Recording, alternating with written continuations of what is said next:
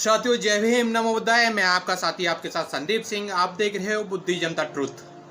साथियों आज हम कहानी बताने वाले हैं 19वीं सदी के एक ऐसे संत की, महान संत की, विचारक की, समाज सुधारक की और भारत के राष्ट्रपिता की, शिक्षा के देवता की, महिलाओं की शिक्षा के अग्रदूत की, समान शिक्षा की बात करने वाले, विधवा पुनर्विवाह का समर्थन करने वाले, बाल विवाह का विरोध करने वाले, महिलाओं के लिए प्रथम स्कूल खोलने वाले महान संत, बाबाओं के बाबा महामना ज्योतिबा फूले की। साथियों आज मैं आपको बताऊंगा ज्योतिबा फूले के कुछ अनकहे किस्से और ऐसी बातें जिन्हें सुनकर आप गुलामगिरी छोड़कर आजाद जिंदगी जीने के लिए अपने स्वाभिमान के प्रति क्रांति कर सकते हैं और उन्हें सुनकर पढ़कर आप अपने आप को एक आजाद भारत का आजाद नागरिक बनाने के लिए अग्रसर कर सकते हैं। साथियों महामना ज्योतिबा फूले का जन्म 11 अप्रैल 1827 पूना में हुआ था साथियों, और उन्होंने आजीवन बहुजनों के हित के लिए संघर्ष किया साथियों। एक बार की कहानी है, वो एक ब्राह्मण मित्र के शादी में गए थे। वहाँ उन्हें बहुत ही अपमान सहना पड़ा था। उस अपमान सहकर उन्होंने दृढ़ निश्चय लिया कि आज के बाद मैं अपना पूरा जीवन जातिवाद के खिलाफ भारत में समानता लाने के लिए पूरा जीवन न्योछावर करूंगा साथियों। ज्योतिबा फूले के अलग अलग समाज पर अलग अलग विचार उन्होंने क्या कहा था, उसी परिप्रेक्ष्य में मैं आपको बता रहा हूँ बहुजनों पर उनके क्या विचार थे। वो कहते थे अनपढ़ अशिक्षित जनता को फंसाकर वो अपना उल्लू सीधा करना चाहते हैं, इसलिए वो आपको शिक्षा से वंचित करते हैं। आपको चाहिए कि ज़्यादा से ज़्यादा आप लोग शिक्षित हों और शिक्षा प्राप्त करें। ब्राह्मणों पर उनके विचार हुआ करते थे, क्या ब्राह्मण मुख से पैदा हुआ है, क्या ब्राह्मण के मुख में महामारी आई थी, या बच्चा पैदा होने के बाद ब्राह्मण ने उसे स्तनपान कैसे कराया था। इसी पर आगे उनके विचार होते हैं मूर्ति पूजा पर। महामना ज्योतिबा फूले कहते हैं विश्व को बनाने वाला, सृष्टि की रचना करने वाला अगर कोई देव है तो वो एक पत्थर तक कैसे सीमित रह सकता है, वो भी एक ऐसा पत्थर जो घर बनाने के, रोड बनाने के, नाली बनाने के काम आता हो। क्या आप मान सकते हो कि ऐसा देवता या हिंदुओं का देवता उस पत्थर में सीमित होगा या उस पत्थर में निवास करता होगा। आगे वो कहते हैं भारत में राष्ट्रीयता की भावना जब तक संभव नहीं हो सकती जब तक सभी के खान पान और वैवाहिक संबंधों में जाति भेदभाव होता रहेगा। जब तक हम एक सभ्य राष्ट्र या सभ्य समाज नहीं बना सकते हैं जब तक देश में जातिवाद बना रहेगा। उसी परिप्रेक्ष्य में मैं साथियों आपको एक चीज और बताना चाहूंगा। संत का मतलब होता है जो मानसिक दृष्टि से इतना मजबूत हो कि उसे सुख सुविधाओं की जरूरत ना हो। आज के वर्तमान दौर में आप जितने भी संत देखते हो वो सभी संत नहीं, मैं उन्हें बागवा चोली में पहने हुए गुंडे कहूँगा, जो अपने सुख सुविधाओं की प्राप्ति हेतु दुनिया में जितने भी अनैतिक काम हैं वो सारे अनैतिक काम करते हैं। चाहे गुंडई हो, लूट हो, चोरी हो, डकैती हो, या कहूँ तो छिनरई हो, वो सारे काम बागवा चोली में बैठे हुए लोग करते हैं। उन्हें मैं संत नहीं कह सकता। संत, एक महान संत और रियल में संत वो संत होता है जो अपनी मानसिक दृष्टि से अपने आप को इतना आगे बढ़ा लेता है कि उसे किसी भी भौतिक सुख सुविधाओं की जरूरत नहीं होती। वो इस भारत में वर्तमान के दौर में बरेली संत देखने को मिलेंगे, वो भी किसी समाज के अंदर नहीं, कहीं पड़े हुए, कहीं अपने छोटी मोटी कुटिया में पड़े हुए ध्यान में लीन होंगे, जो समाज से काफ़ी दूरी बना चुके होते हैं साथियों। मैंने जैसे कि बताया कि एक छोटी सी घटना के कारण महामना ज्योतिबा फूले ने दृढ़ निश्चय लिया था कि आज के बाद मैं पूरा जीवन जातिवाद के खात्मे में लगा दूंगा। उसी परिप्रेक्ष्य में साथियों, उन्होंने घर से लेकर समाज तक बहुत सारे कष्ट सहे। जब उन्होंने महिला शिक्षा की बात करी तो उन्हें अपने ही समाज के, अपने ही पारिवारिक जनों के बहुत सारी ऐसी बातों का, बहुत सारे भेदभावों का, और यूं कहूं तो उन्हें बहुत सारे अपमानों का सामना करना पड़ा। और उसी अपमान को सहते हुए वो एक समाज को नई दिशा देने के लिए अग्रसर बढ़ते रहे। कभी उन्होंने पीछे मुड़ के नहीं देखा।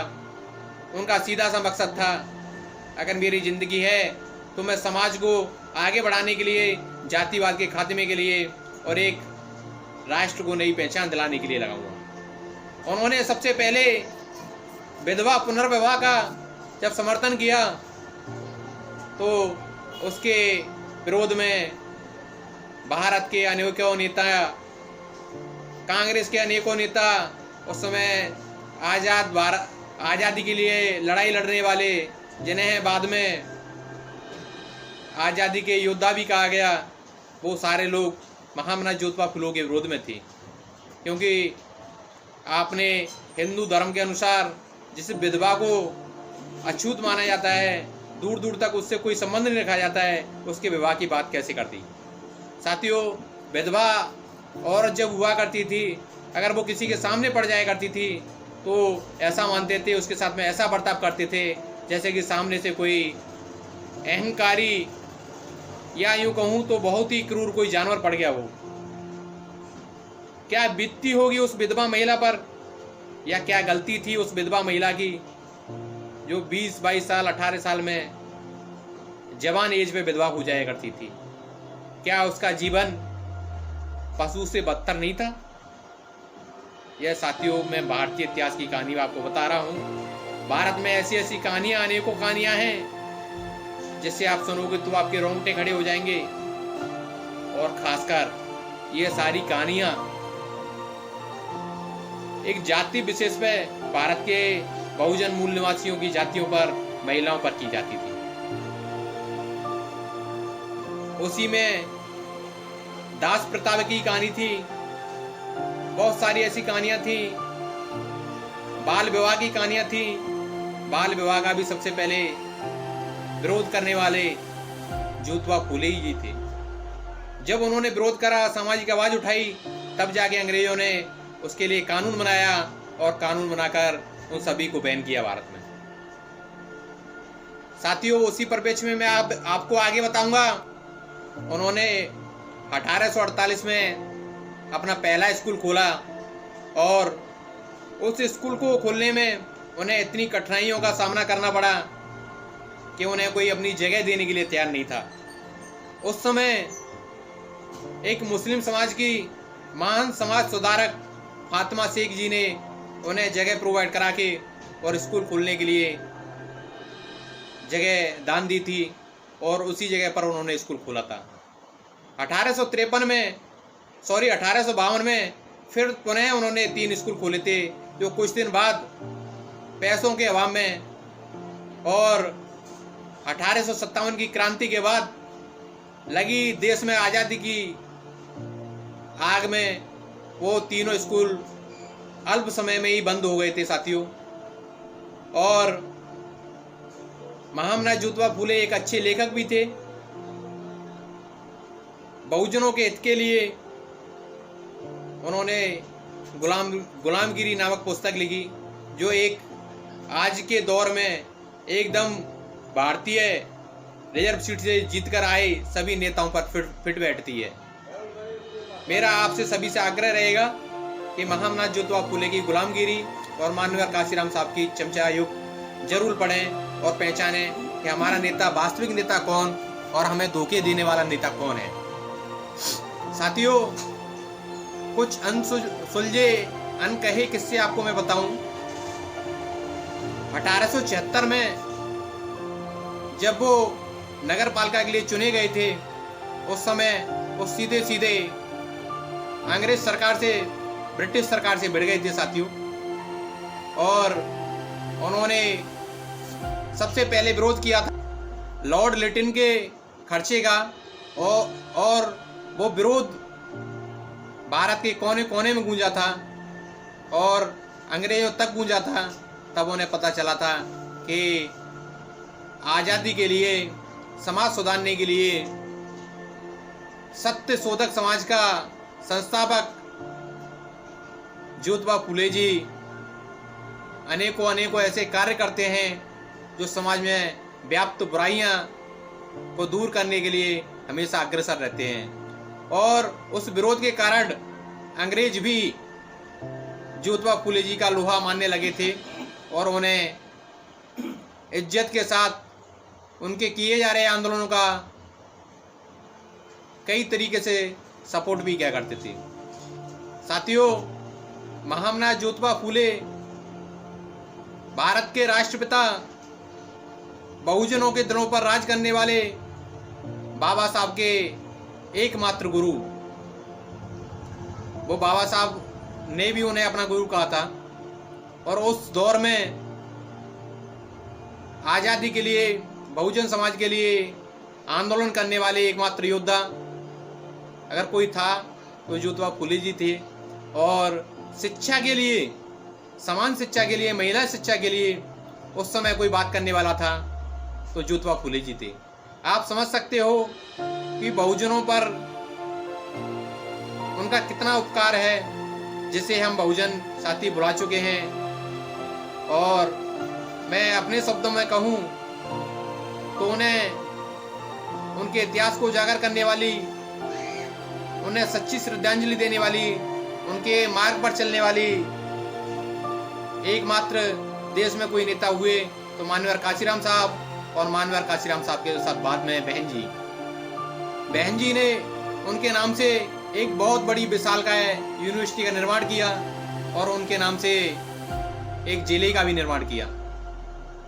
ज्योतिबा फूले नगर, ज्योतिबा फूले यूनिवर्सिटी और लखनऊ अंबेडकर पार्क में विशालकाय ज्योतिबा फूले जी की मूर्ति लगवाने का काम देश में प्रथम बार किसी ने किया था तो वो बीएसपी सरकार ने किया था साथियों। आज मैं देखता हूं जो लोग उनका विरोध करते थे, बीएसपी से पहले उनका नाम लेना पसंद नहीं करते थे, आज वोट की खातिर वो सभी लोग भी ज्योतिबा फूले को अपना आदर्श मानने के लिए वोटों के खातिर केवल ढकोसला करते हैं, जो सीधा सीधा सिद्ध होता है कि केवल वो आपकी वोट लेंगे, उसके बाद में उन्हें उनसे, आपके संत से, आपके महात्मा से, राष्ट्रपिता से कोई सरोकार नहीं है साथियों।